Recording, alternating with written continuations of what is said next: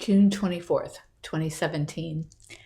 Today we unveiled the tribute sign to my dad by the FunCation, his last project.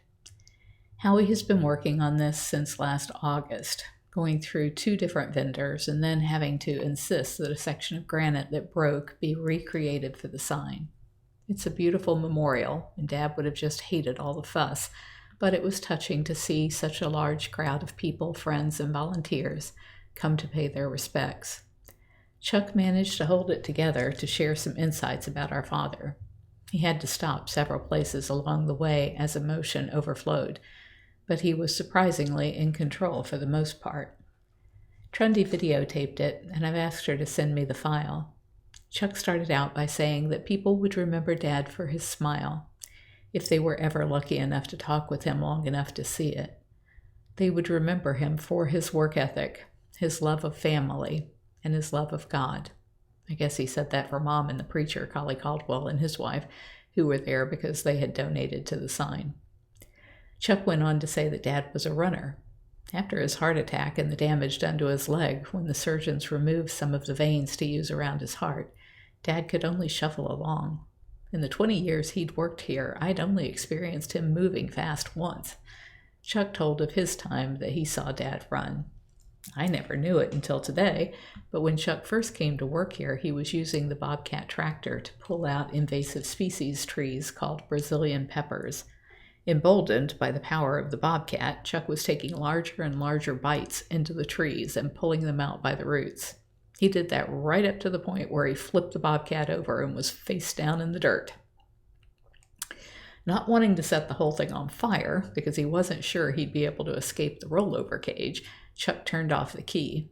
The sudden silence caused Dad to look up and see his son upside down in the deathly quiet bobcat.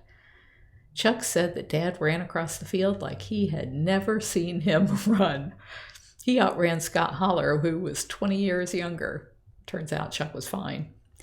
Chuck went on to talk about how every time a family member needed Dad to help them alongside the road with a broken down vehicle, or to help them with a repair, or to help financially, Dad was always running in to the rescue.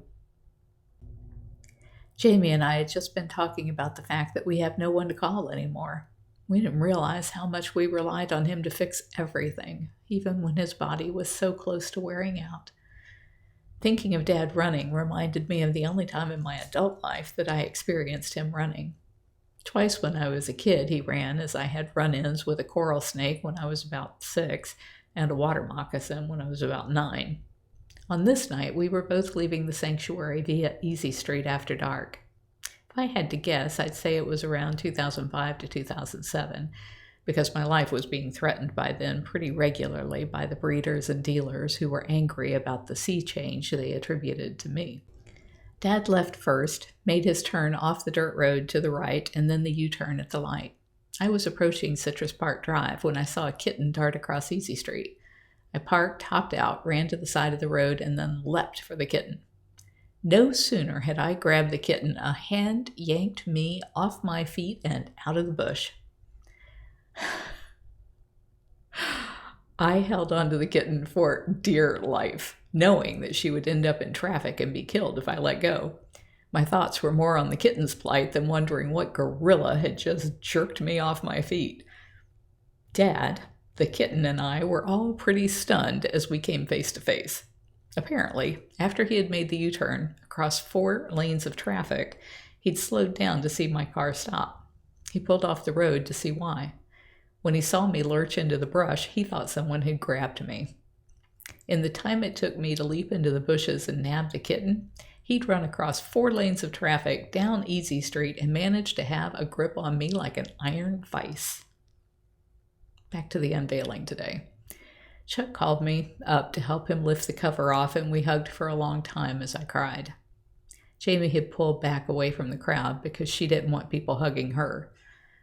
Howie tried to lighten the mood by telling his stories about the first time that he met Dad and how Dad had rolled his eyes when I introduced Howie. He didn't know that that was just a tic Dad had, and it wasn't meant as an insult. Howie said he thought to himself that Dad was going to be a hard nut to crack. Howie's other story was about the rake named John. Dad liked to work alone. I'd hired several people over the years to work with him, and he just hated it. John was only good for holding up wire, so when John left, Dad would hold up cage panels he was working on with 2 rakes, both named John. Howie had come by with a tour one day and thought he'd show Dad some attention, which was the last thing that Dad ever wanted. Howie said, "This is Vern," and taking one of the rakes and pulling it loose from the wire to hold it up, said, "And this is John." Of course, the wall fell on Howie and Dad's head at that time because John had been holding up the wall. Howie said teasingly to me and Chuck afterward that Vern did not come running to help me. I went over to hug Jamie anyway. She never hugs back. Maybe she hates it, but I felt like I'd be a bad mom if I didn't try to comfort her. I think from her perspective, I've always been a lousy mom. I believe her marriage is in trouble, but she's not telling me anything, and I don't think she'd want me to ask. I certainly have no applicable advice to give in that arena. Howie and I have a great marriage, but it's only because he's so easy to be with. The RV has been gone for a week, as well as Justin's truck. I think Jamie lied last Thursday at family dinner when she said he was working late. He didn't come to Dad's memorial today either. Instead, she came with Victor.